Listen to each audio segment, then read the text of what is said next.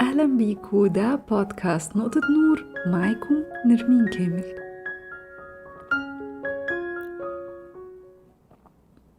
ليه ساعات بتحس إن في ناس بتاخد كل اللي هي عايزاه وناس تانية بتعاني ومهما بتحاول مش بتوصل لحاجة؟ وفقا لجوزيف مورفي مؤلف كتاب قوة عقلك الباطن، إن الاختلاف الكبير بين الأشخاص اللي بتنجح وتحقق أحلامها والأشخاص التانية هو إنهم مش بيحاولوا يغيروا الظروف اللي حواليهم قد ما بيزرعوا الأفكار الصح في عقلهم الباطن، والأشخاص دي بتقدر تجذب كل اللي بيحلموا بيه. وبالنسبة للناس التانية اللي زي حالتنا اللي لسه موصلوش للي هم عايزينه، فنقدر نتعلم ازاي نبرمج عقلنا الباطن ونغير حياتنا عن طريق توجيه الأفكار. بيقول الكاتب جوزيف مورفي إن الأفكار الإيجابية بتجذب نتائج إيجابية والأفكار السلبية بتجذب نتائج سلبية، بالظبط كده زي المغناطيس اللي مش بتبقى شايف قوته لكن بيقدر يجذب حتة المعدن ليه.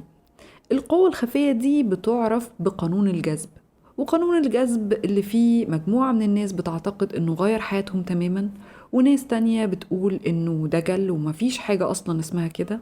لكن عزيزي المستمع، انا جاية النهاردة اقولك استخدم حكمك انت وقرر اذا كان قانون الجذب ده حقيقي ولا لا. وخليني بس النهاردة اقدم لك ملخص بسيط لكتاب قوة عقلك الباطن. أول حاجة لازم نفهمها هو إيه العقل الباطن ده وإزاي له قوة. كلنا جوانا قوة داخلية رهيبة ليها القدرة على إنها تغير حياتنا، لكن اللي بيمنع أو بيحجم القوة دي هو العقل الواعي. والعقل الواعي ده هو اللي احنا عارفينه وفاهمينه كويس، هو المسؤول عن أفكارنا ومشاعرنا، وهو اللي بيخطط ويتخيل، هو الصوت اللي جوانا، هو الأنا. لكن يمكن ما نعرفش كتير عن عقلنا الباطن. تخيل عقلك ده عبارة عن جبل تلج، واللي ما يعرفش جبل التلج ده زي اللي خبطت فيه كده سفينة تايتانيك في الفيلم، بيكون ظاهر منه جزء صغير طافي فوق المية، لكن أغلب الجبل الجليدي ده بيكون تحت المية. فالعقل الواعي هو 10% اللي ظاهرين فوق سطح المية، والعقل الباطن هو 90% اللي تحت المية. ووفقا لجوزيف مورفي إن العقل الباطن هو القوة اللي جوانا واللي أكبر بكتير من عقلنا الواعي، لأنه بيتحكم في عمليات أجسامنا لا إراديا. هو المسؤول عن ضربات القلب وتجديد الخلايا، هو مركز الانتويشن أو الحدس، لما بتحس كده إن قلبك مقبوض ناحية حاجة أو مرتاح لها، واللي احنا بنسميها الحاسة السادسة. الحاسة السادسة دي اللي بتخلينا نحس من جوانا لو حاجة صح حتى قبل ما نفكر فيها بشكل منطقي. العقل الباطن ده بقى له قوة جذب. ازاي؟ الأفكار هي البذور اللي بنزرعها في اللاوعي، وهي اللي بتنمو وبتشكل حياتنا. لو زرعنا بذور مختلفة هنلاقي نتائج مختلفة في حياتنا والواقع بتاعنا. بيقول مورفي في الكتاب إن العقل الباطن قائم على كتلة عصبية في الجزء الخلفي للمعدة، وبيتواصل مع عقلنا الواعي في المخ من خلال العصب المبهم. ويمكن علشان كده الحدس أو المشاعر اللي بتحس بيها جواك ناحية أي حاجة بتحس بيها في جسمك مش في دماغك. بتحس كده إن قلبك بيقولك على حاجة. من الآخر عقلنا الواعي هو المسؤول عن الرؤية والتفكير والتخطيط، وده اللي احنا عارفينه كويس وفاهمينه. لكن احنا برضو عندنا عقل لا واعي أعمق بيوجه إحساسنا وبينظم عمليات الجسم وبيشفي الخلايا. لكن الأهم إنه بيجذب ظروف حياتنا، فاحنا محتاجين بس نتعلم إزاي نديله المساحة علشان نقدر نستغل القوة دي. فنيجي بقى لاقتراحات الكاتب علشان نطلق العنان لقوة عقلنا الباطن. بيقول الكاتب إن إحنا بنبرمج عقلنا الباطن عن طريق إننا بندخله بيانات بتؤكد اللي إحنا عايزينه يحصل. يعني لما أي حد فينا بيكون عايز حاجة معينة، عربية، بيت، أو شريك حياة، أو ترقية في الشغل، فبنحاول نغير ظروفنا، مش كده؟ مش هو ده اللي بيحصل؟ بنحاول نشتغل أكتر أو ندور على شغل بأجر أكبر، أو نشتغل شغلانتين علشان نزود الدخل. لكن الغريب في المحاولات دي كلها غالبا مش بنوصل للي احنا عايزينه. ليه بنحاول ونحاول ومفيش نتيجة؟ الإجابة ببساطة إنه وفقا لقانون الجذب فعقلنا الواعي هو اللي بيعيق كل المحاولات دي. تخيل كده كأنك عايز تسوق عربية لكن دايس على البنزين والفرامل في نفس الوقت ومستغرب هي العربية ليه ما بتتحركش.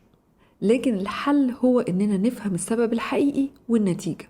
سبب ظروفنا هو عقلنا الباطن، واللي اتبرمج من طريقة تفكيرنا اللي اتعودنا عليها. علشان كده لو عايزين نغير الظروف لازم نعيد البرمجة في الأول.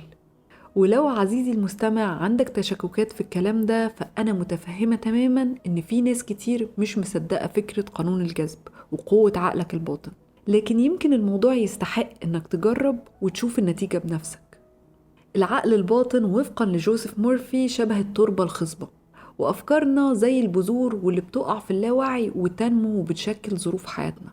لكن عقلنا الباطن ده مش بيميز، هو ببساطة بيقبل كل بذرة بنزرعها فيه سواء كانت هتفيدنا أو تضرنا. فأهم حاجة مفروض نعملها هو إننا نتأكد إننا بنملى عقلنا الباطن بحاجات تفيدنا وتساعدنا. إحنا نقدر نعيد برمجة عقلنا الباطن عن طريق إننا نقدم له اقتراحات وتأكيدات لنفسنا، وده معناه ببساطة إننا ندي العقل الباطن بيانات تأكد إن اللي إحنا عايزينه يحصل حصل خلاص. بيحكي الكاتب عن فترة كان هو فيها مريض، لكن هو كان كل يوم بيعبر عن امتنانه إن جسمه خف، وتعامل كأن اللي هو عايزه يحصل وهو إنه يخف من مرضه حصل بالفعل. وكل يوم كان يشكر ربنا إنه خف لحد ما فعلا جسمه قدر يتغلب على المرض. وبيقول الموضوع هنا ملوش علاقة بالأمل أو الرغبة في حدوث شيء، لكن الإيمان التام إن الشيء ده حصل فعلا. والأهم بقى في موضوع برمجة عقلك الباطن ده هو إنك تحمي نفسك من الأفكار والمعتقدات السلبية، لأنه لما بنفكر في الحاجات اللي إحنا مش عايزينها تحصل فده بيزرعها في عقلك على إنها حقيقة. وده للأسف اللي معظم الناس بتعمله، بيحطوا السيناريوهات السيئة والخوف من حاجات هم مش عايزينها تحصل في عقلهم الباطن، وبيقضوا أغلب الوقت في التفكير فيها بدل ما يفكروا في أفكار إيجابية، فبيلاقوا الحاجات السيئة هي اللي بتحصل، وبتتبرمج الأفكار السلبية في عقلنا وبتبقى جزء من هويتنا. وده بيحصل لما بنقلق من حاجة ممكن تحصل في المستقبل، أو إننا نفضل نعيد في أحداث سيئة حصلت في الماضي، أو إننا نتشرب رسائل اليأس والإحباط من الناس اللي حوالينا ووسائل الإعلام. من الآخر كده الأفكار اللي بتكررها هي اللي بتكون البذور اللي بتزرعها في عقلك الباطن. فأنت هنا مسؤول إنك تزرع بذور إيجابية تفيدك عن طريق إنك تكون ممتن إن الحاجة اللي نفسك فيها حصلت فعلا، وإنك تاخد بالك جدا وتكون واعي من الأفكار السلبية اللي بتيجي من القلق والخوف أو من الناس اللي حواليك. زمان لما كنا صغيرين كنا أسعد ومش بنشيل هم حاجة، علشان ما كانش جوانا خوف وقلق ولا معتقدات سلبية عن نفسنا. كنا ببساطة عايشين في اللحظة اللي احنا فيها بنلعب وننبسط باللي حوالينا. ومع السنين بدأنا نشوف العالم بشكل تاني، وبدأ عقلنا يخزن الأفكار والمعتقدات اللي زرعها فينا أهلنا والمجتمع والمدرسة. بقيت للأسف حاسس إنك مش راضي عن نفسك ولا عن شكلك علشان حد كان بيتنمر عليك وفاكر إن دمه خفيف. بقيت حاسس إنك مش كفاية علشان كنت بتتقارن بأصحابك وقرايبك. بتحس ساعات إنك مش محبوب أو ما تستحقش الاهتمام. اتقالك إن الحياة صعبة وإن اللي معاهم فلوس دول يا حرامية يا نصابين.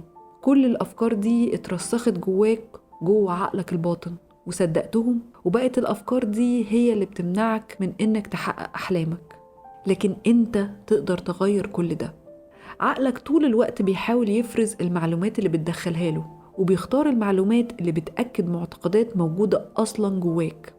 وده اللي في علم النفس بيسمى بالتحيز التأكيدي، واللي أنا اتكلمت عليه قبل كده في حلقات تانية. التحيز التأكيدي ده هو إنك تميل إنك تفسر الموقف أو تاخد معلومات تأكد لك معتقداتك أو حاجات أنت مقتنع بيها.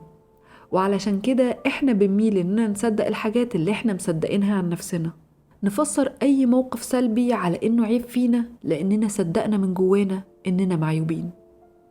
بيقول الكاتب إننا لو عايزين فعلا نحسن حياتنا فلازم نزرع جوانا الاعتقاد، سواء كان حقيقي أو لسه ما تحققش، إننا فعلا وصلنا للي إحنا عايزينه. لأن الاعتقاد ده هيفضل مترسخ جوه عقلك الباطن، وبعد فترة هيبدأ يظهر في شكل واقع عن طريق تصرفات أو قرارات هتخليك تقدر تحقق اللي نفسك فيه. إحنا اللي جوانا القوة إننا نغير المعتقدات السلبية اللي جوانا ونحولها لمعتقدات إيجابية، وبالتالي نغير حياتنا للأحسن. السر هنا هو إنك تدي لنفسك الإذن إنك تتغير، تسمح لنفسك إنك تبقى أحسن من غير ما تمنعها بأفكارك السلبية. أنت عندك القدرة على إنك تعرف قيمة نفسك وتبني ثقتك في نفسك. انت بس اللي تقدر تفهم اللي جواك وتحدد أهدافك وتتغلب على خوفك. انت بس اللي تقدر تحمس نفسك علشان تكمل وتفضل ماشي في طريق أحلامك. والمفتاح بقى اللي هيوصل لكل ده هو انك تغير القصة اللي بتقولها لنفسك. بدل ما تفضل تكرر نفس القصة القديمة وتقول لنفسك انك مش هتقدر او انك ما عندكش المقاومات اللي هتوصلك للي انت عايزه، غير القصة. قول لنفسك انك تقدر تتعلم حاجة جديدة توصلك لأحلامك. غير القصة وقول لنفسك انك الشخص اللي بيلتزم وبيكمل الطريق للآخر. لو انت عايز تخس، غير القصة.